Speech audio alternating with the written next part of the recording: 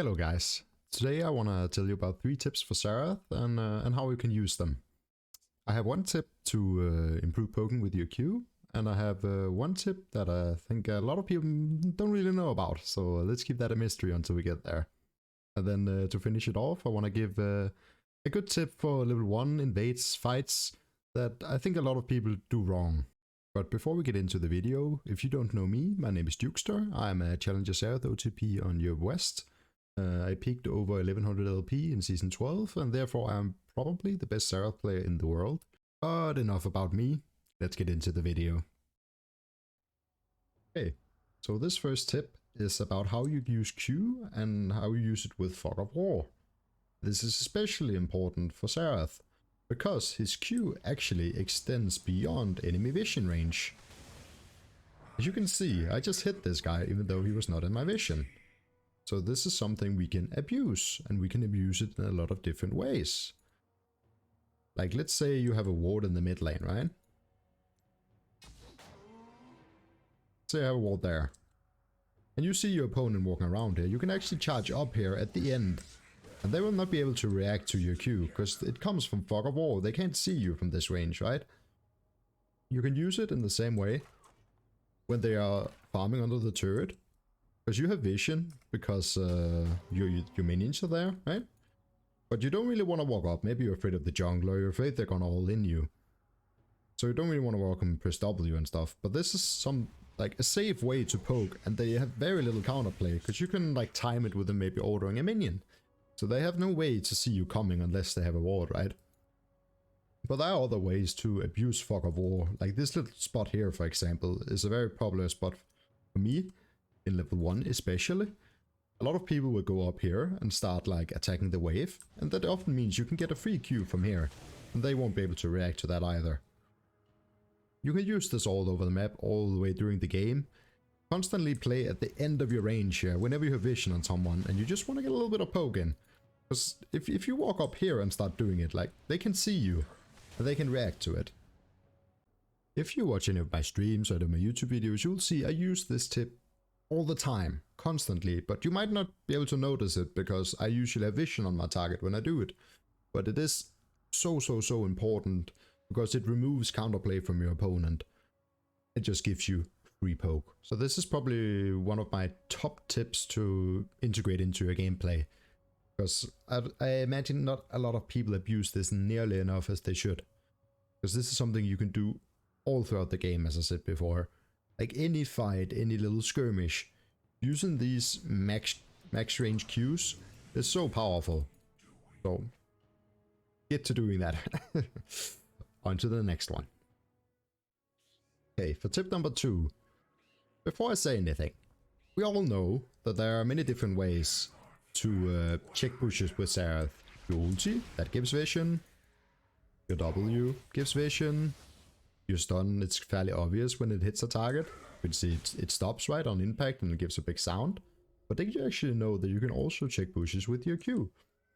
I've purposely not chosen Mana Flow Band here, but if you do have Mana Flow Band and it is not stacked, it will go on cooldown when you hit a target. So you can use your Q and look at your Mana Flow. If you have Ludens, it will proc, it will be very obvious.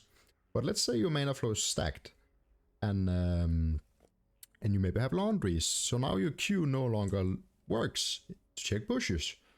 But what if I told you it actually makes a little sound when you hit someone? So you can actually listen to the Q whether or not you hit a target. So I have a Q in this bush. Let's see if you can hear the difference.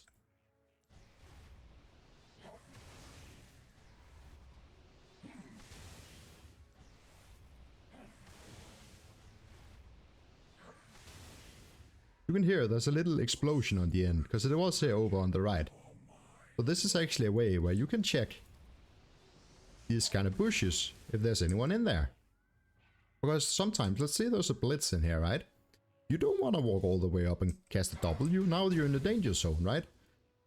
So what you can do is you can throw this, because you're out of vision at the max range as we talked before. So this is a way you can check these max range bushes here, without actually putting yourself in danger. Now, it of course doesn't fully check the bush, but you at least get a decent idea that if there's someone in there, so you do that, and then you can follow up with a W if you're still in doubt, right? This is A bit of a niche trick, but it can be really useful in certain situations, right? You can also use it, let's say your opponent walks into this bush, right? And you can't really enter the bush unless they're low enough for you to just finish them off with an auto attack or two, right? But you don't know whether you hit your Q or not. So suddenly you can use this thing to know if you hit your Q. And maybe your target is now low enough because you listened, you heard, you hit the Q, so now you can walk in and just throw a few auto attacks at the target.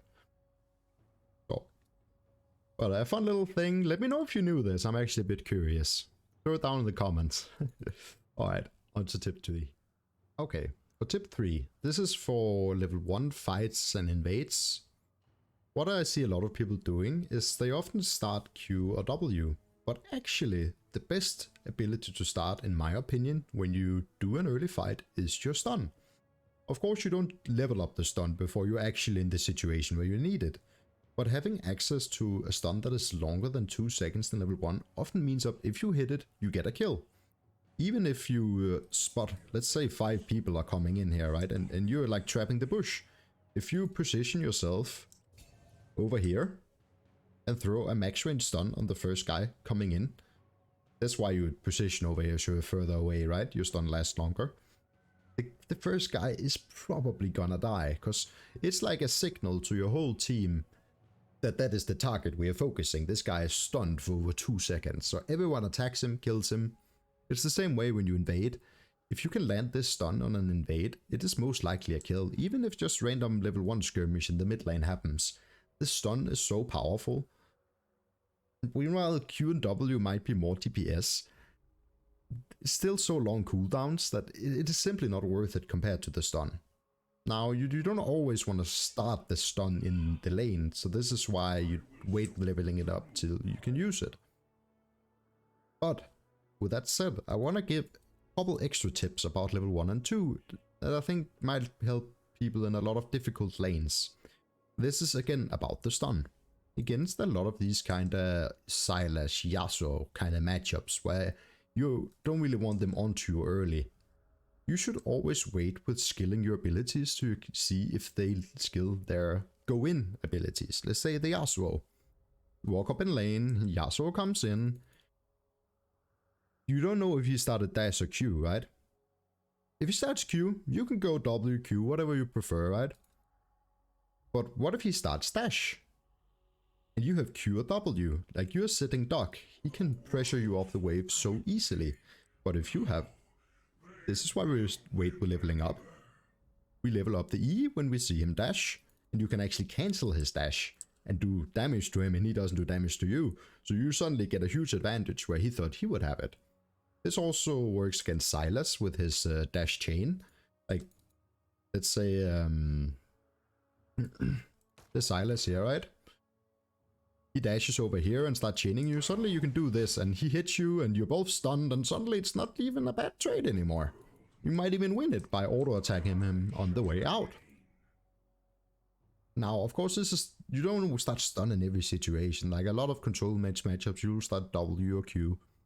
I would say W if you have Comet, or if you're against the melee and you have Cheap Shot. Otherwise, Q is very good as an overall starter. But I think a lot of people wait for level 3 every time, while E can be very strong in level 1 or 2, depending on the champion you're facing.